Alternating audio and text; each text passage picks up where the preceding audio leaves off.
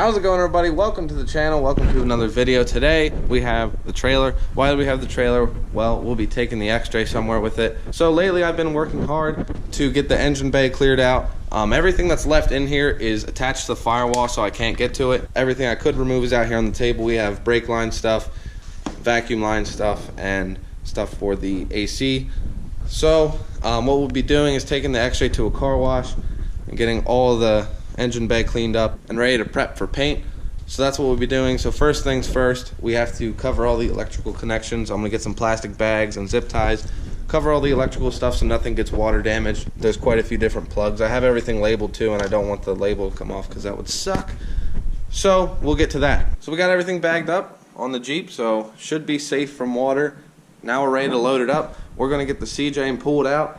I would use my pickup, but it's a little bit tight quarters back here, so it'll be easy to maneuver the CJ around. So let's give her a cold start.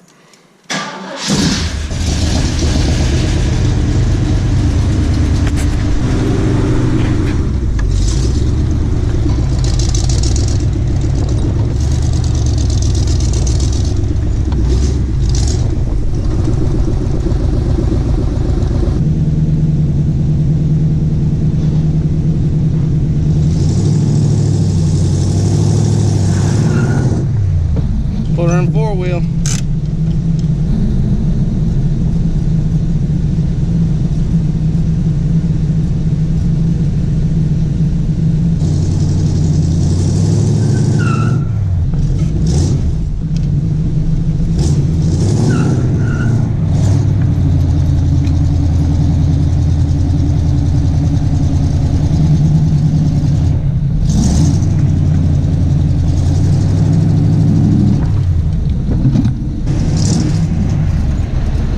Alright, got the Jeep up there. That actually went a little bit smoother than I thought. I thought as soon as it would hit the back, the whole trailer would tilt up, but that didn't happen. So next, let me get my pickup hooked up to it.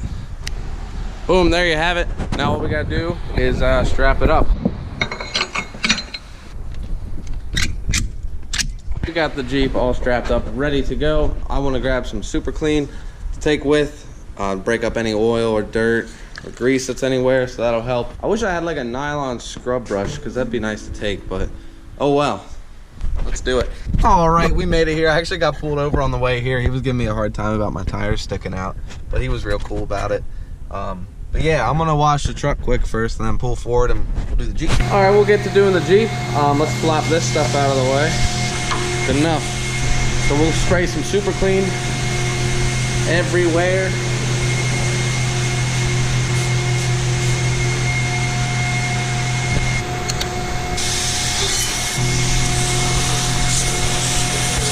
I'm not even going to squeeze the trigger.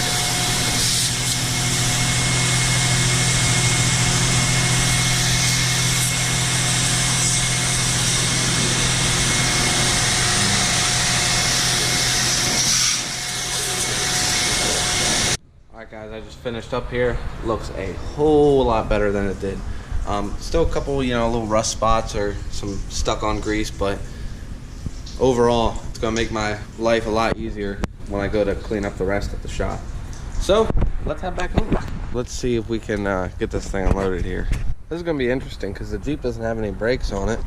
So my plan is, with the chock block over there, I'll hook up one of these straps and then kind of roll the Jeep back with my foot and then yank the strap to pull the chock block out, and we'll let her roll and see if we make it all the way back.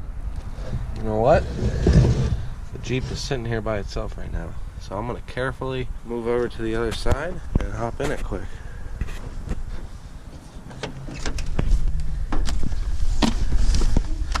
All right, let's give her a try.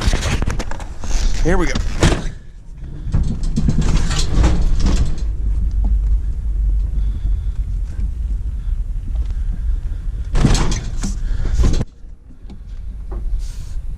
Who needs brakes? They only slow you down anyway. What I decided we're gonna do is a brush on paint, because earlier I did a spray on primer and it just made me realize it's gonna get overspray everywhere in places I don't want to. I have some stuff that I don't want painted, and this way I can take off all the bags off all the stuff too. So I think the brush-on paint is going to be our best option here. So what we're going to do is start removing all these bags, and we'll get our primer coat on. It's actually a white primer, which I thought was interesting. I don't think I've ever seen that before. So guys, I went ahead and did most of the priming on the engine bay here. I only have a few more spots, like the lower portion of the firewall and this side of the frame. I want to remove the steering box and the brake booster yet, just so I can get all the areas covered. So we'll get on that right now. We'll do the steering box first. First, we have a 1/2" bolt that holds the steering linkage tight onto the spline of the steering box, so we'll remove that first. Next, we have a 3/4" nut holding the drag link to the pitman arm. And then finally, we have 3 5/8" bolts on the side of the frame here to hold the actual steering box in place. With all 3 bolts removed, the steering box along with the spacer should come right out. Let me show you guys how we get the brake booster off. It's actually on the inside, up behind the dash firewall here. So we got 4 bolts, 1 in each corner, and then there's a pin right there that has to come out. And then that should be it. Let me get out of here. All right, that actually sucked, but I got them, so let's see what happens here. Look at that.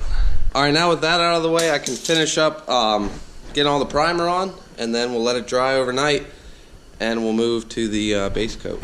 We got everything primed and ready for paint here, so we're gonna let this dry. So I'll see you guys tomorrow. Got the first coat of black on, and I think it looks pretty good. What we're gonna do now is let it dry.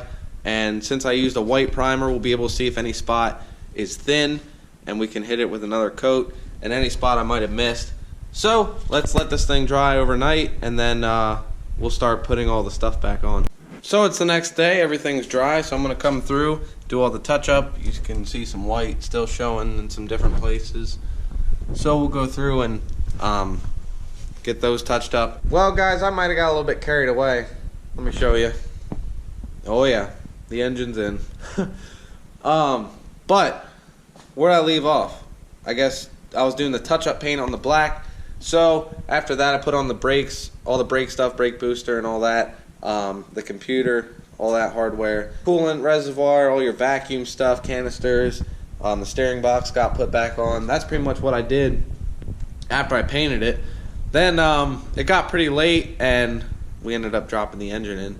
But I was hoping to make a video for you guys showing you how to like mate up the engine and trans, and how to actually drop it in when you have when you have both the engine and trans together, because it can be kind of tricky, especially with the transfer case, because it kind of rubs on the firewall and you got to get it in there just right. But man, I'm digging how the color of the engine, the cast iron, is contrasting with the black and the exterior paint. Really looks good. I'm also really happy the engine's actually in, and we're kind of on the final stretch of the build. But anyway, that should about wrap it up for this video. I don't have much more to do besides tie up some loose ends. So with that being said, make sure you keep an eye on the channel. Next video should be the startup, the first startup after I get everything put on and whatnot. And we'll go from there. So if you're new to the channel and you like the content, please subscribe. Follow me on Instagram @JeepinJimmy. And I'll see you guys in the next video.